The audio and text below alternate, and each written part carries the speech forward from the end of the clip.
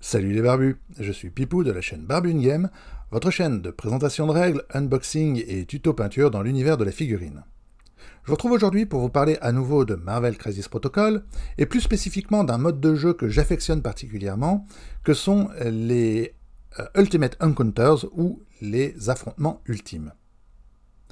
Dans ce mode de jeu, à 3 joueurs, 2 joueurs vont incarner l'équipe de crise, qui doit affronter un 3e joueur qui, lui, va représenter une menace particulièrement puissante, un personnage surboosté, et que l'on nomme la menace cosmique. Il y a eu d'ores et déjà plusieurs scénarios dans ce style. Donc il y a eu d'abord Ultron, le maître du métal. Il y a eu un scénario où les joueurs affrontaient un Hulk surpuissant. Il y a eu dans la boîte de Thanos un scénario autour du gantelet de l'infini. Et cette fois, je vais illustrer cette vidéo avec le scénario Mutant Masterwork, le chef-d'œuvre mutant, mettant en scène Magneto au sommet de sa puissance. Ce scénario va reprendre plus ou moins la première apparition de Magneto dans les comics X-Men, à savoir Magneto attaque une base militaire. Dans les comics, il s'agissait de la base de Cap Citadel, afin de dérober une ogive nucléaire, et donc les héros vont devoir l'empêcher, le stopper dans sa progression et l'empêcher de partir avec cette ogive, ou en tout cas désactiver cette ogive avant que Magneto la dérobe.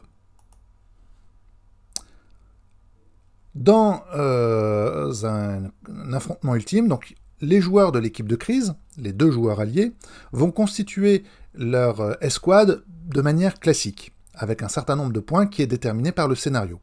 Dans ce cas, il s'agit d'un scénario à 17 points. Donc les joueurs peuvent tout à fait utiliser les systèmes d'affiliation. Donc chaque escouade pourra être affiliée. Attention, c'est pas parce que vous êtes allié que le joueur allié, l'autre joueur pourra bénéficier des compétences de commandement de votre propre escouade. Elles sont alliées, mais il s'agit bien de 2 escouades distinctes. De l'autre côté, le joueur de la menace cosmique va interpréter généralement un seul personnage. Dans notre cas, il s'agit de Magneto. Magneto, le chef-d'œuvre mutant, et il dispose d'une carte spécifique avec des statistiques et des compétences, des pouvoirs et des attaques surboostées, et qui n'est utilisable que dans le cadre de ce scénario. Pas question d'utiliser cette carte dans une escarmouche classique. Les joueurs vont ensuite décider de la difficulté du scénario, donc la difficulté pour l'équipe de crise. Plus le niveau de difficulté sera élevé, plus ça sera simple pour la menace cosmique et compliqué pour l'équipe de crise. Le niveau de difficulté va donner le nombre de cartes tactiques que les joueurs vont pouvoir jouer, mais également un avantage pour le joueur de la menace cosmique. Dans le cadre de ce scénario, c'est le niveau de débris qui se trouve sur le champ de bataille. On le verra un peu plus tard, mais Magneto provoque une tempête magnétique, et donc les débris vont voler tout autour du champ de bataille, et plus il y a de débris, et plus les personnages risquent d'être blessés par la tempête. Ensuite, il faut mettre en place la mission. Donc, outre les éléments de décor, qu'il faut essayer d'être thématique, on va placer les jetons d'objectifs. Dans le cadre de ce scénario, nous allons avoir un jeton de missile, le missile que Magneto veut dérober, un téléporteur, c'est là que Magneto doit amener le missile pour pouvoir le téléporter sur son satellite, l'astéroïde M, et il va y avoir 2 amortisseurs magnétiques, deux amortisseurs magnétiques qui se trouvent sur le trajet du missile, mais qui sont à l'heure actuelle hors service. Donc les héros vont devoir remettre en service ces amortisseurs en supprimant les débris qui les recouvrent, pour pouvoir diminuer les pouvoirs de Magneto. Enfin, il y a un point de ralliement, on le verra, parce que il s'agit d'une base militaire et qui est occupée par les soldats, et donc ce point de ralliement, c'est l'endroit où les soldats vont se rassembler pour essayer de remettre un petit peu de l'ordre dans leur campement. Il y a également 2 zones de déploiement pour les 2 équipes de crise. Lors d'un round d'une rencontre ultime, d'un affrontement ultime, l'ordre de jeu est un petit peu différent. La phase de pouvoir est identique à la phase de pouvoir dans un mode de jeu classique, mais c'est surtout sur la phase d'activation que les différences arrivent. Donc, d'une part, la priorité est déterminée par le scénario et elle reste toujours la même pendant tout le scénario. Dans le cadre de ce scénario avec Magneto, c'est l'équipe de crise qui dispose de la priorité et elle la garde pendant toute la partie. Donc, lors d'un tour de l'équipe de crise, les joueurs vont pouvoir activer 3 personnages. 3 personnages en tout, c'est-à-dire 3 personnages pour les 2 joueurs. Ils vont pouvoir choisir n'importe lequel, donc de manière un peu classique. Lorsqu'on active un personnage, on a toujours les 2 actions, de manière tout à fait classique. Et donc, une fois que 3 personnages ont été activés, le tour passe à la menace cosmique.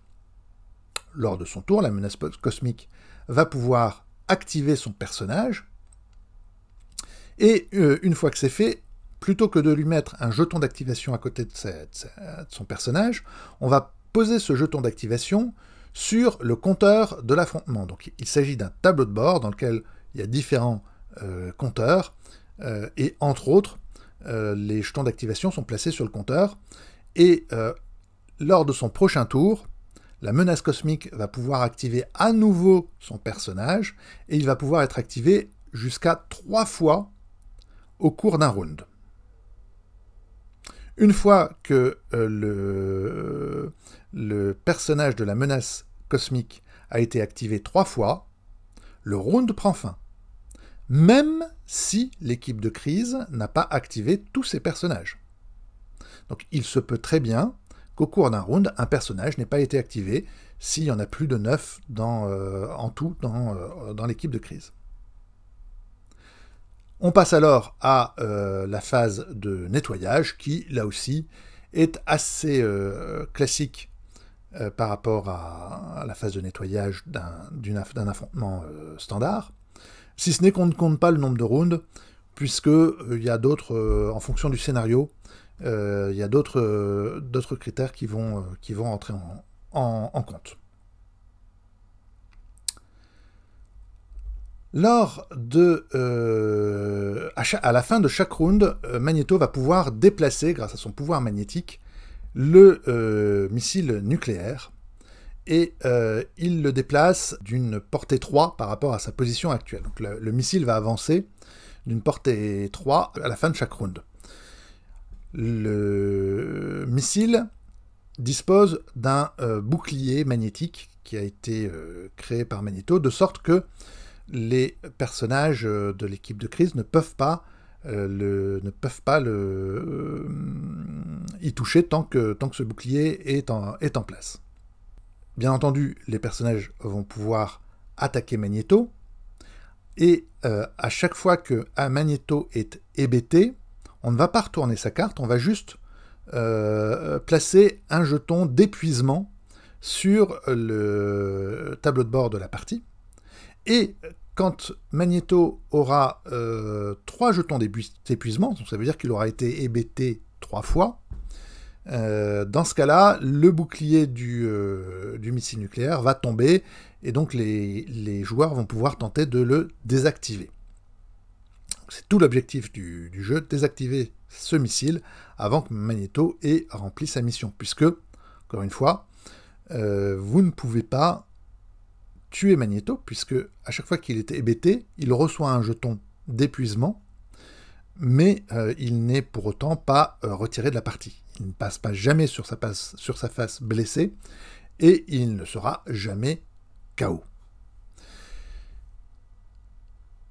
Pour ralentir l'avancée du missile, les joueurs vont pouvoir essayer de remettre en service les amortisseurs magnétiques, et donc ces amortisseurs sont inutilisables à l'heure actuelle parce qu'ils sont recouverts d'une pile de débris, et il va falloir détruire ces piles de débris pour pouvoir accéder à ces amortisseurs.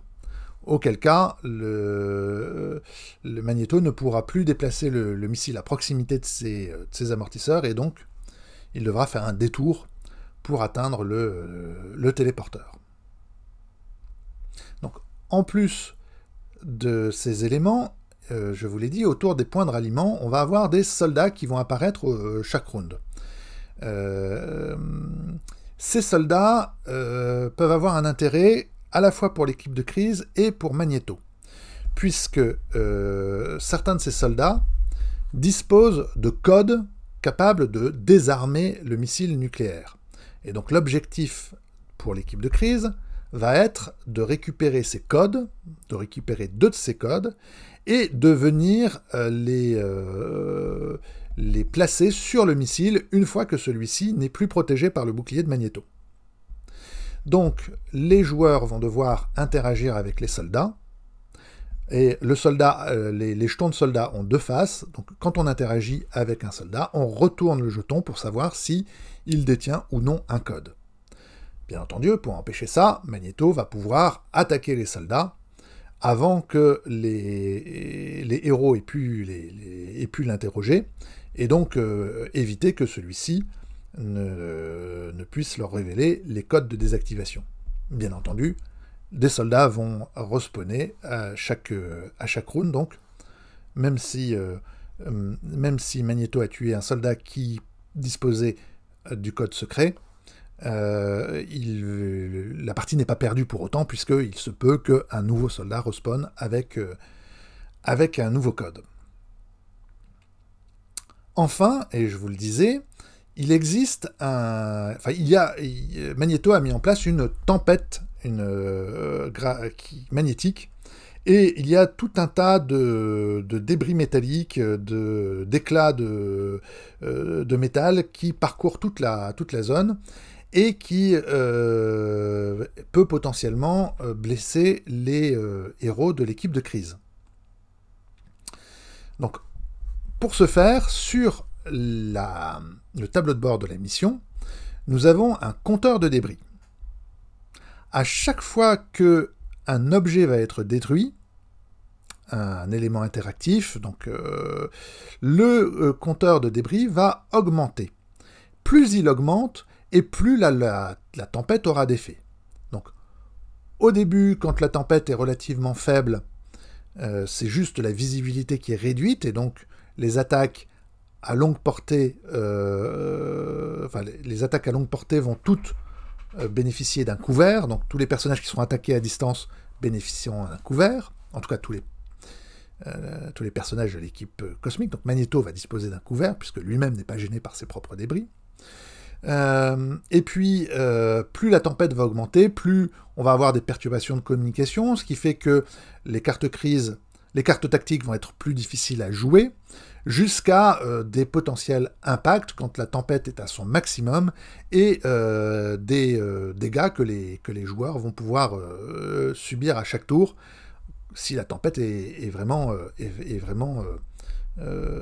écrasante.